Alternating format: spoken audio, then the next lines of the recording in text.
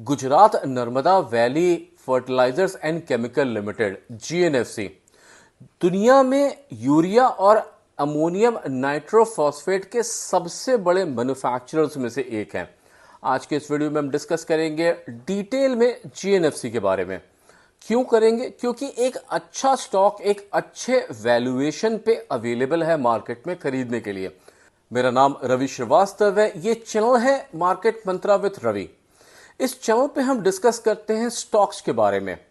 हर एक वीडियो में हम एक स्टॉक लेके आते हैं जिसका हम चार्ट एनालिसिस करते हैं, कंपनी के बारे में समझते हैं, प्रॉफिट एंड लॉस स्टेटमेंट समझते हैं और डिटेल डिस्कस करते हैं। समझते हैं कि इसमें इन्वेस्ट करना है या नहीं करना है। आपसे निवेदन है कि आप अगर हमारे चैनल पर पहली बार आए हैं तो हमारे चैनल को जरूर सब्सक्राइब कीजिएगा। अगर ये वीडियो अच्छा लगे तो उसको लाइक कीजिएगा और कमेंट करके जरूर बताइएगा कि आपको इस वीडियो में क्या अच्छा लगा। वीडियो को स्टार्ट करने के पहले आपसे निवेदन है कि इस वीडियो को एक एजुकेशनल वीडियो की तरह देखिएगा, अपनी रिसर्च करिएगा और तभी इस स्टॉक में इन्वेस्ट करिएगा। आइए शुरू करते हैं और डिस्कस करते हैं इस नए स्टॉक के बारे में।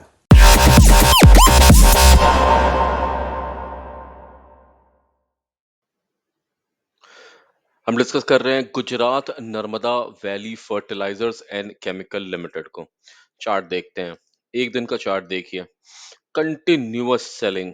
जितने भी आप यहाँ बार्स देखेंगे जो बड़े हुए हैं वो रेड हुए हैं। कंटिन्यूअस सेलिंग का शिकार हुआ है ये स्टॉक। हालांकि आपको कुछ ग्रीन बार देखेंगे जहां पे बायर्स ने अपना पूरा जोर लगाया है, पर दिन बियर्स का था। बियर्स ने इसको खूब बेचा और आखिर में फाइनली जो स्टॉक एक समय तकरीबन 587 के ऊपर खुला था वो एंड में बंद हुआ 548 के ऊपर। ये एक दिन का है। अगर इसको मंथ वाइज देखें तो यहाँ पे आप देख सकते हैं अच्छा सपोर्ट मिला था इसको। कुछ ग्रीन कैंडल्स आपको नीचे दिखाई पड़ेंगे जहां बहुत अच्छा सपोर्ट मिला। तकरीबन 7th ऑफ नवंबर को इसमें एक अच्छी बाइंग आई थी जहां पे कि ये तकरीबन 642 के आसपास चला गया था। देख के लग रहा था कि पैटर्न रिवर्स हो गया और सब कुछ उल्टा हो गया, पर उसके बाद कंटिन्यूअस सेलिंग दिखाई पड़ी 8th ऑफ नवंबर को और काफी सारे कैंडल्स बनाने के बाद ये फाइनली एंड हो रहा है अपने 52 वीक्स लो 548 पे। अगर एक साल का आप चार्ट देखें तो इसने तकरीबन अपना लोएस्ट तकरीबन 545 को टच किया है। यहाँ पे इस स्टॉक में काफी सेलिंग हुई है और यहाँ पे एक बहुत अच्छा प्राइस बनता है इसको खरीदने के लिए अगर आप इसको खरीदना चाहते हैं। अगर 5 इयर्स का डेटा देखें तो ये अपने प्राइस तकरीबन 21 अगस्त 2023 के आसपास चल रहा है जहां पे इसके पास एक बहुत अच्छा सपोर्ट है। यहाँ पे इसके पास सपोर्ट है, ये यहाँ से वापस जा सकता है। इसके नीचे आता है तो इसके पास एक और सपोर्ट है जो कि आप देखिए 507 के आसपास है। तो प्राइस रेंज 545 में आप इसको ले सकते हैं या फिर उसके नीचे तकरीबन यहाँ पे 523 में या फिर इसका सपोर्ट 507 पे है। जहां तक ऊपर जाने की बात है तो यहाँ पे इसको एक रेजिस्टेंस मिलेगा तकरीबन 674 पे। उसके पहले भी इसको तकरीबन 643 और 674 पे तगड़ा रेजिस्टेंस मिल सकता है जहां पे इसमें और बिकवाली हो सकती है।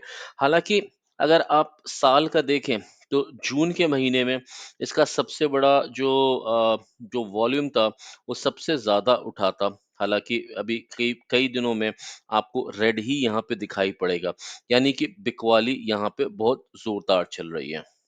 अब डिटेल में डिस्कस करते हैं Gujarat Narmada valley fertilisers and chemical limited को। अगर डिटेल देखें तो basically Gujarat Narmada valley fertilisers limited जिसको जीएनएफसी बोलते हैं, ये एक कोलैबोरेशन है जहां पे Gujarat state investment limited GSIL जो कि गवर्नमेंट ऑफ गुजरात अंडरटेकिंग है और Gujarat state fertilisers and chemical limited GSFC, यानी जीएसएफसी और जीएसआईएल मिलके बनाते हैं जीएनएफसी को। ये कंपनी सेटअप की गई थी भरूच में 1976 में और इसका मैन्युफैक्चरिंग और मार्केटिंग ऑपरेशन स्टार्ट हुआ था 1982 में। ये एक केमिकल सेगमेंट में काम करती है जहाँ पे बल्क में केमिकल्स बनाए जाते हैं जो कि इंडस्ट्री में यूज किए जाते हैं दूसरे केमिकल्स में या फिर as it its end product में। कंपनी मेनली स्पेशलाइज करती है इंडस्ट्रियल केमिकल फर्टिलाइजर्स और छोटी सी एक प्रेजेंस इसकी आईटी सर्विसेज में भी है। अगर बिजनेस सेगमेंट की बात करें तो जीएनएफसी जो मेनली मैन्युफैक्चरिंग और मार्केटिंग करती है फर्टिलाइजर्स की, पेस्टिसाइड की, इंडस्ट्रियल केमिकल की और इसका एक छोटा आईटी सेगमेंट भी है। फर्टिलाइजर्स की बात करें तो नर्मदा जो कि ये ब्रांड यूज करता है, ये one of the largest manufacturer और मार्केटर्स है यूरिया और अमोनियम नाइट्रोफॉस्फेट का नर्मदा ब्रांड के अंदर में। साथ में ये ट्रेड करता है fertilisers like DAP, SSP, MOP, urea, ammonium sulphate और सिटी कॉम्पोस्ट को। इंडस्ट्रियल केमिकल देखें तो ये बहुत सारा इनका प्रोडक्ट पोर्टफोलियो है जिसमें कि ये चीज़ें बनाती है, जिसमें methanol, formic acid, technical grade urea, weak nitric acid, alkaline concentrated nitric acid, acetic acid, ethylene acetate और अमोनियम नाइट्रेट बनाती है। जीएनएफसी सोल प्रोड्यूसर है एसिटिक एसिड की और one of the two producers है फॉर्मिक एसिड की India में।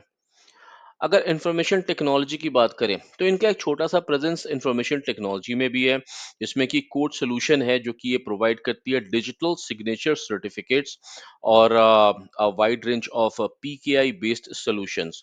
ये साथ में प्रोड्यूस करती है वैल्यू एडेड सर्विसेज जिसमें कि कवर करती है system integration, smart cities implementation, e auction, e procurement और ब्लॉकचेन में। अगर रेवेन्यू मिक्स 2023 का देखें तो फर्टिलाइजर से 36% रेवेन्यू, केमिकल सेगमेंट से 63% रेवेन्यू, आईटी सेगमेंट का 1% का रेवेन्यू है। मैन्युफैक्चरिंग कैपेबिलिटीज की बात करें तो जो अमोनिया है उसको ये 4,45,500 मेट्रिक टन प्रोड्यूस कर सकती है और जहां तक यूरिया जिसमें कि इंक्लूड होता है टेक्निकल यूरिया वो 6,36,900 मेट्रिक टन तक बना सकती है। साथ में इसका अमोनियम सिंगैस जो जनरेशन प्लांट है वो तकरीबन 3,69,600 मेट्रिक टन है। केमिकल सेगमेंट की बात करें तो ये तकरीबन 64,000 metric tonne TDI, 1 lakh metric tonne acetic acid और 19,720 मेट्रिक टन फॉर्मिक एसिड बनाती है। कैपेसिटी एक्सपेंशन की बात करें तो कंपनी ने आउटलाइन किया है कैपेक्स तकरीबन 4800 करोड़ का नेक्स्ट 5 इयर्स में, जिसमें कि 200 करोड़ जो कि 2024 में स्पेंड किया जाएगा, 700 करोड़ 2025 में और तकरीबन 1200 से 1500 करोड़ 2026, 27 और 28 में। अब कुछ पॉजिटिव कुछ नेगेटिव। सबसे पहली बात, डेट फ्री कंपनी है ये, इसके ऊपर कोई कर्ज नहीं है।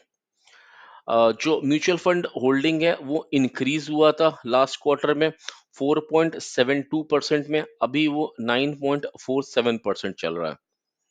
जो इंटरेस्ट कवरेज रेशियो है वो 77.57% है जो कि हायर है 1.5% से। अगर क्वार्टरली रेवेन्यू देखें तो वो बढ़ा है 22.34% ईयर ऑन ईयर बढ़ करके 2120 करोड़ का गया है। क्वार्टरली नेट प्रॉफिट की बात करें तो वो बढ़ के 34.09% ईयर ऑन ईयर है जो कि 118 करोड़ पे गई है। और प्राइस टू अर्निंग रेशियो 115.2% है जो कि लोअर है than its B sector ratio of 27.04, यानी जो पूरा सेक्टर है उसमें इसका जो पी है वो 27.04 है जबकि इस कंपनी का पी 15.2 का ही चल रहा है। प्रमोटर प्लेजेस जीरो हैं। अब जहां तक नेगेटिव की बात करते हैं तो एनुअल रेवेन्यू कम हुआ है 20.68% हुआ है लास्ट ईयर में जो कि तकरीबन 8,398 करोड़ का रहा है। एनुअल नेट प्रॉफिट फॉल किया है जो कि 66.22% रहा है लास्ट ईयर में जो कि 497 करोड़ का रहा है। स्टॉक प्राइसेस जो हैं वो गिरे हैं 19.21% से गिरे हैं।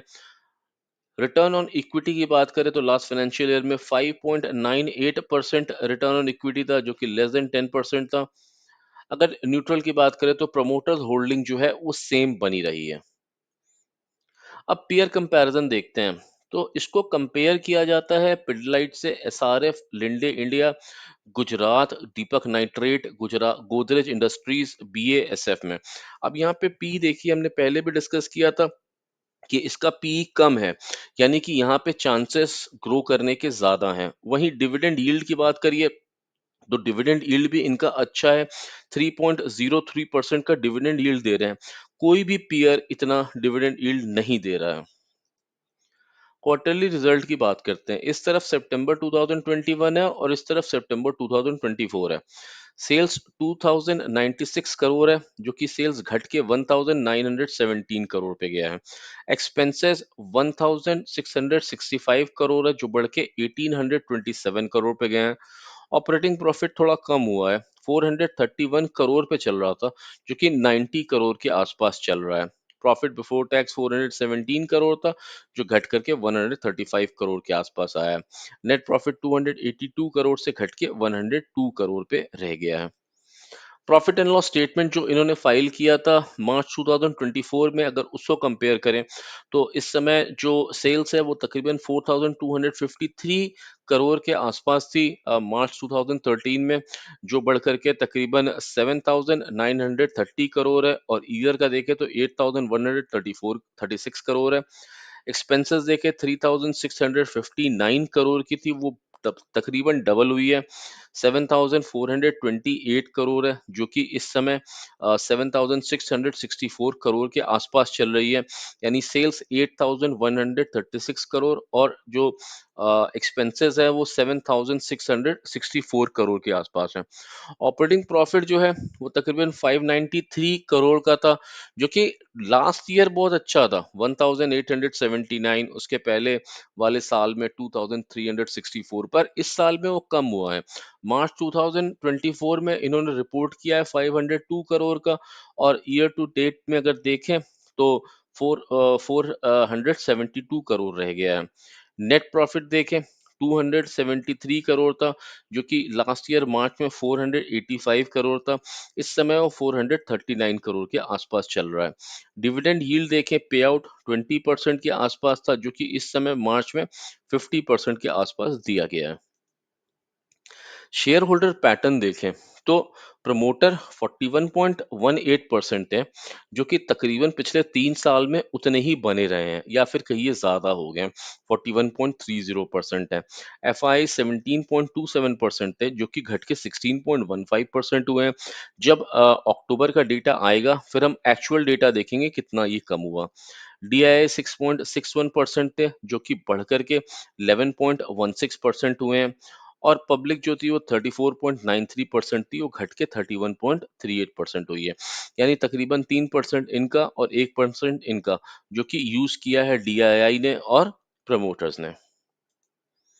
अब कॉर्पोरेट एक्शन देखते हैं। तो 2020 में इन्होंने 5 रुपीज का डिविडेंड दिया था, 2021 में 8 रुपीज का, 2022 में 10 रुपीज का, 2023 में इन्होंने 30 रुपीज का डिविडेंड दिया था, 2024 में 16 रुपीज 50 पैसे का डिविडेंड दिया था, और अभी यहाँ पे रिवाइज चल रहा है। आशा करते हैं कि जो डिटेल्स हमने आपके साथ डिस्कस किया उससे आपको समझ में आया होगा कि इस में इन्वेस्ट करना है या नहीं करना है। इसी तरह के डिटेल्स और इसी तरह के इंफॉर्मेशन लेके हम इस शो पे आएंगे। अगर इसमें कोई ऐसा टेक्निकल स्पेसिफिकेशन है जिसको आप देखते हैं और हम मिस कर गए हैं, तो कमेंट बॉक्स को प्लीज़ यूज़ कीजिए और बताइए कि वो क्या डिटेल है। अगली बार से हम भी उसको इंक्लूड करेंगे। अगर कोई ऐसा स्टॉक है जिसके बारे में आप चाहते हैं कि हम उसकी एनालिसिस करें, तो उसका नाम कमेंट बॉक्स में ज़रूर लिखिएगा। हमारी पूरी कोशिश रहेगी कि हम उसको कवर कर सकें। और अगर आप हमारे चैनल पर पहली बार आए हैं तो आपसे निवेदन है कि हमारे चैनल को ज़रूर सब्सक्राइब कीजिएगा। वीडियो अच्छा लगे तो उसको लाइक कीजिएगा। मेरा नाम रवि श्रीवास्तव है। ये चैनल है मार्केट मंत्रा विद रवि।